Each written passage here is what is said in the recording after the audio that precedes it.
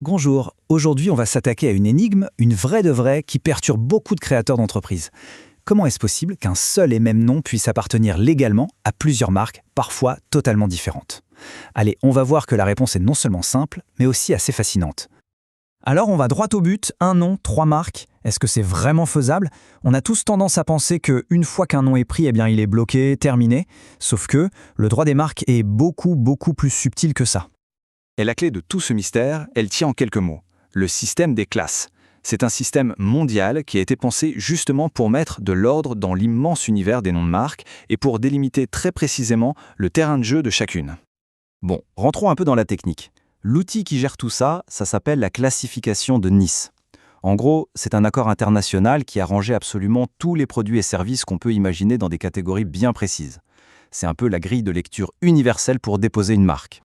Et attention, ça ne date pas d'hier. Ce système il a été mis en place en 1957. Au début, il n'y avait que 20 pays. En 2017, on était déjà à 84 et aujourd'hui, c'est devenu la norme quasi partout dans le monde.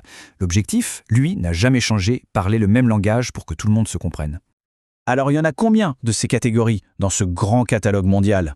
Eh bien le chiffre à retenir, c'est 45. Oui, 45. Toute l'activité économique du monde est soigneusement rangée dans ces 45 classes. Et ces 45 classes, il faut voir ça comme deux grands mondes. D'un côté, on a les classes de 1 à 34, ça c'est pour les produits, tout ce qu'on peut toucher du matériel brut aux objets finis. Et de l'autre côté, les classes de 35 à 45 qui sont réservées aux services. Les activités, le conseil, la vente, c'est vraiment la distinction de base. Bon, tout ça c'est encore un peu abstrait. Alors pour que ça devienne bien concret, rien de tel qu'un exemple. Un exemple que je pense tout le monde connaît et qui illustre ça à la perfection. Voilà. On a ici trois entreprises qui utilisent le nom Montblanc. La première, on la connaît pour ses stylos de luxe. La deuxième, pour une fameuse crème dessert. Et la troisième, pour une crème pour le visage. Surtout, ne pas confondre les deux dernières. On a donc trois produits qui n'ont rien à voir, qui appartiennent à trois boîtes différentes, mais qui portent légalement le même nom. Et c'est là le fameux moment Eureka. Ce qui rend tout ça possible, c'est que chacun de ces produits est dans une classe complètement différente. Les stylos ont leur classe, l'alimentaire a la sienne, et les cosmétiques aussi. Pour le consommateur, il n'y a aucun risque de se tromper parce que ces marchés ne sont absolument pas en concurrence. Du coup, en partant de cet exemple, on peut dégager la règle générale. Une fois qu'on a compris ça, on a vraiment compris le cœur de la protection d'une marque.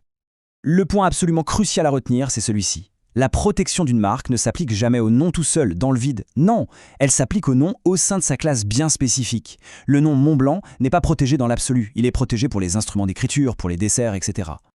En clair, qu'est-ce que ça veut dire? Ça veut dire que l'entreprise qui fait les stylos Montblanc ne peut pas, demain, décider de lancer une crème dessert sous ce nom. Et l'inverse est vrai aussi.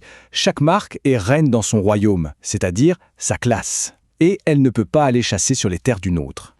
Allez, maintenant, petit cas pratique pour voir si tout est clair. Imaginons qu'une nouvelle entreprise veut lancer un smartphone et l'appeler Montblanc. Est-ce que ce serait possible, à votre avis? Eh bien, la réponse, c'est très probablement oui. Si, à l'heure actuelle, personne n'a eu l'idée de déposer la marque Montblanc dans la classe bien précise des appareils de télécommunication, alors en théorie, la voie est libre. Et c'est exactement comme ça que de nouvelles opportunités peuvent apparaître. Et c'est là que ça devient vraiment intéressant. On voit que cette information, qui a l'air un peu technique, se transforme en fait en une véritable stratégie. Ce n'est pas juste une règle administrative, c'est potentiellement une porte ouverte pour l'innovation et la création de nouvelles marques. Bon, si on devait résumer les points essentiels à garder en tête.